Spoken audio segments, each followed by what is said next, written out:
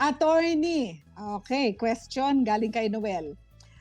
Attorney, yung kapatid ko po ay may malubhang sakit. Nag-aalala po kami dahil parang hindi siya kayang ipagamot ng kinakasama niya.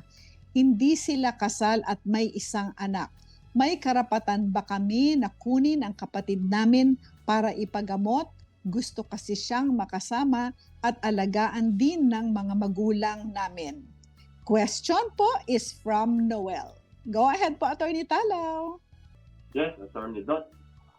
Ang nakikita ko, Attorney Dot, doon po sa mga binanggit ni Noel is nasa puder po yung isang may sakit ng kanyang hindi naman legal na asawa. At ngayon ang nagtatanong is yung mga kamag-anak, probably mga magulang, mga kapatid. Gustong malaman kung pwede ba nilang ipagamot. Ang relasyon kasi, unang-una ng live-in is hindi po yan,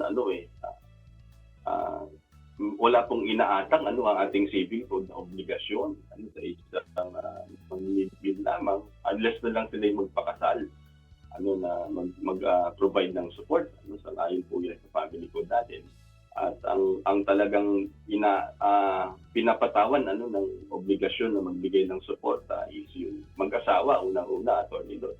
Pangalawa is yung mga anak mo, at kung in the absence of the descendants, yung ascendants, yung mga magulang.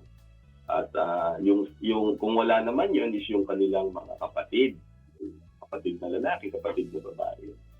So, ngayon, kung nakikita po ninyo na hindi po kayang matustusan yung pangangailangan medikal at pangkalusugan, lalo na may sakit po yan, Attorney Dot, pwede nating sabihin na kinakailangan niya ng kanyang guardian, immediate family relative.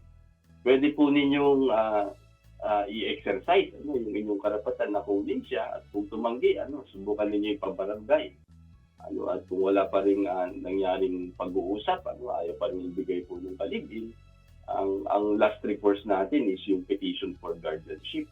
At bilang guardian, hihilingin po natin sa husgado na ibigay po sa inyo yung kustudiya for the purpose na mapagamot po yung inyo pong yung lalaki po, yung kamag-anak.